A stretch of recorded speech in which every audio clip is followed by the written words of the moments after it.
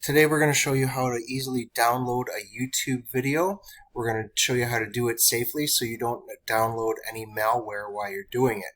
We got a site here, 10downloader.com/en/27. So we take the URL of the YouTube video, we place it in here, it brings us to a page and we download. So let's go ahead and do this, and I'm going to show you how to do it the right way.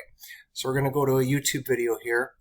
We're going to go up to the URL. We're going to copy the URL. Then we're going to go back to our site. We're going to paste the link right in here.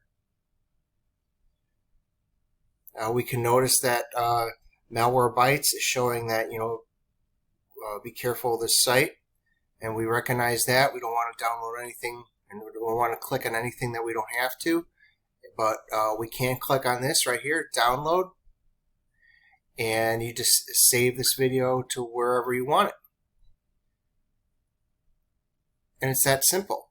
Now another way to do it is to right click, copy a URL.